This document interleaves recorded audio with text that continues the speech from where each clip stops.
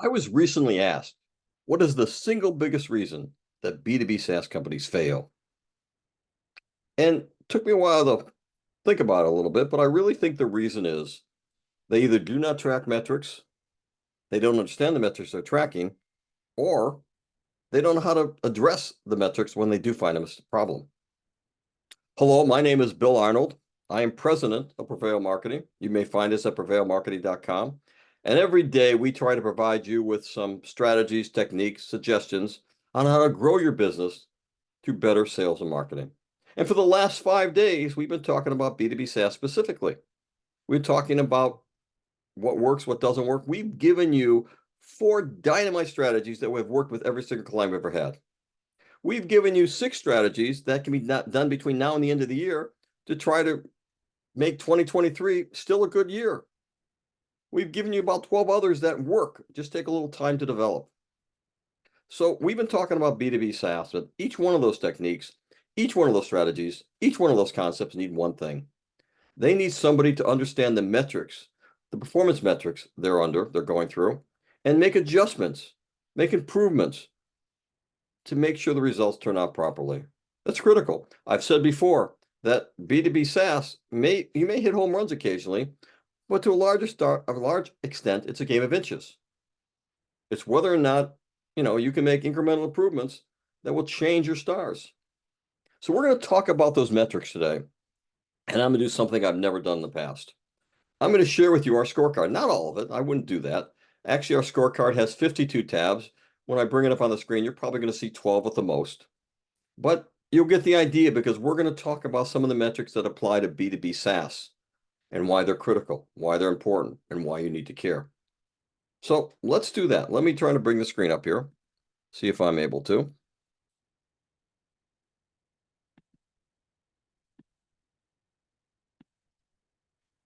So you should be able to see my screen right now. And right now you're looking at a 60,000 foot performance of a B2B SaaS company. What am I talking about here? This is just the general performance. It's a snapshot view of things you need to consider when you run a B2B SaaS. We have for every single month, market qualified leads, sales qualified leads, opportunities, demos, customers, and churn. And each month we have the number of people, the number of companies, I should say, that have been acquired or lost during that particular period. What is a market qualified lead? A market qualified leads are market qualified leads, people who have permission to engage, number one. These people are your targeted buyer personas, the right buyer personas. They're not just everyone who comes to your website, then everyone you meet at an event. These are people who are your ideal customer, your ideal buyer personas, who have given you permission and have taken enough activity, so you should have a reasonable opportunity and you can market to them. Sales qualified leads are people who have done a bottom of the funnel activity. They have raised their hand in a webinar saying, I want to talk to somebody. They filled out a form saying, can sales contact me? They've inquired about pricing, some buying signals they've engaged in, saying that they're ready to talk to sales. In fact, it might not be something you've done. Maybe you're doing lead scoring. You should be doing lead scoring. Maybe they've acquired enough activity, enough velocity that they're ready to talk to sales, even though they haven't raised their hand. These are all sales qualified leads. Opportunities. Opportunities are people who have gone beyond sales qualified leads. They're people who are actually to engage more, talking about the contract terms, talking about, maybe they've done a free trial. They've done everything but maybe take a demo. Why is the demo its own category? Why is that so important? Why is that so critical? Because demos are the holy grail for a B2B SaaS company. B2B SaaS is our intangible product. You can't taste, touch, feel, hold.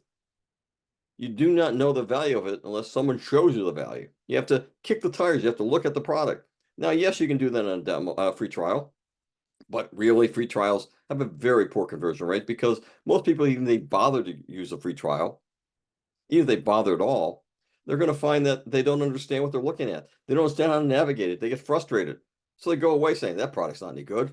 It's not usable. But with someone walking you through there, boy, wow, that makes sense. I get it. Thank you. I now understand. Customers, you know what that is. Churn rate, churns, enough people churn that given month. They're no longer doing business with you. We track that for every single month and we compare it to the previous year. Why not the previous month?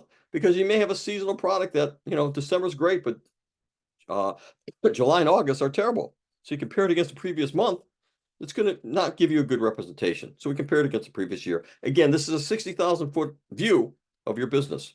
Let's look at the next category, acquisition cost per lead.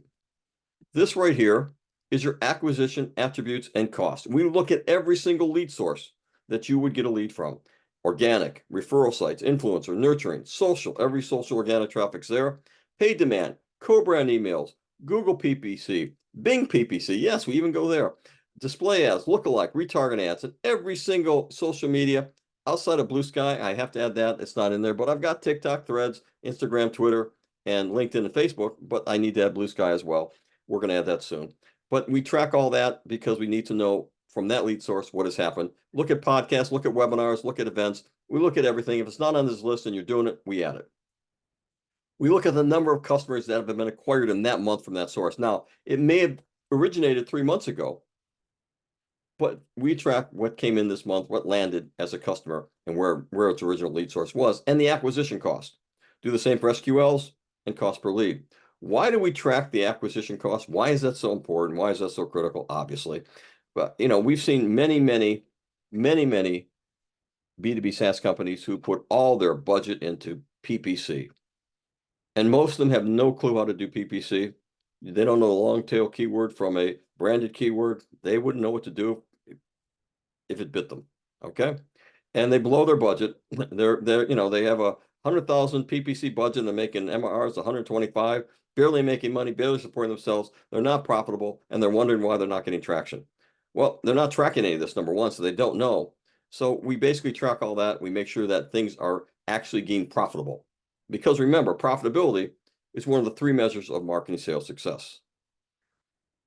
Substantial increases in customers and revenue are the other 2. We track that every single month. Monthly attribution. Again, the same sort of thing we just looked at, all the lead sources on the left, MQLs, SQLs, opportunities, and sales are there, plus the cost requirement at each level. Tells us how the rate is going. But this next category at the bottom, you see there's 12 categories I mentioned, you probably see. SaaS metrics.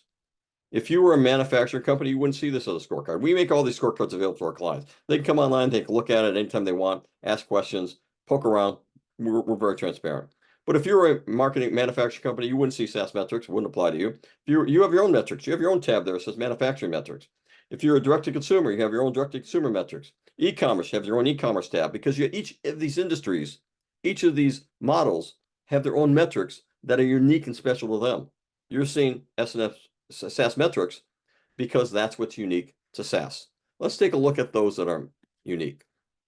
Now remember, this is an aggregate slide where we look at the big picture from 60,000 feet. When you get to something like customer engagement score or customer health score, for every single customer, we have figured that out. This is an aggregate of that. In fact, we look at everything. Look at the bottom. We've got, 12 different tabs. We have 52. We look at everything. Every single campaign. We look at dozens of metrics. We look at the cost per acquisition. We look at the CTAs and the performance of the CTAs. Is it working better than it did yesterday? Because always doing A/B testing. We look at the performance of the landing pages. Is it doing better than the previous version? We look at the messaging. Is the messaging doing better than the previous version? Everything is tracked. Everything is analyzed. Everything is A/B tested because it's a game of inches. So right now you're looking at the aggregate of that. There's tabs out there that you're not seeing that cover the actual minutia, the 6 inches off the ground, if you will, of how it's working. Let's look at the aggregate. Customer lifetime value applies to any business. Take a look at that. Pending diminution percentage. What is that?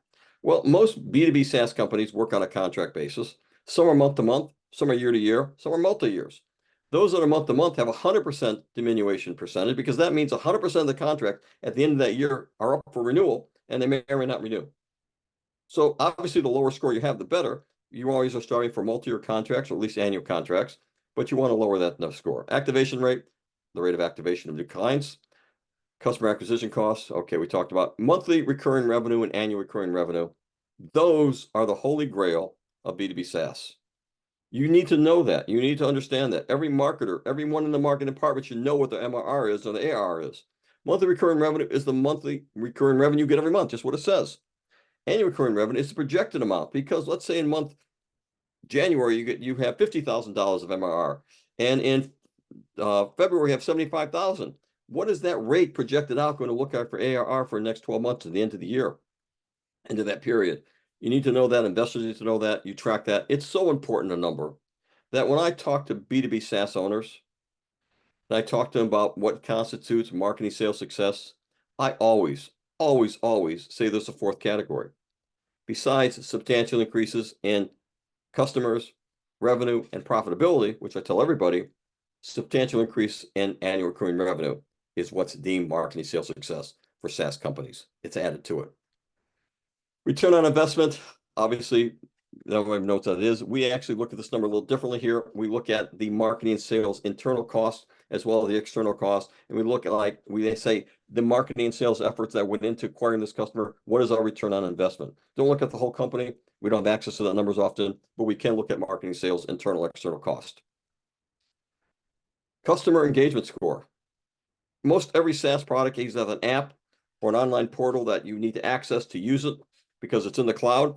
And they can monitor how many minutes you're on that site, how many people go into that site. They use it for billing purposes many times, what activity they did.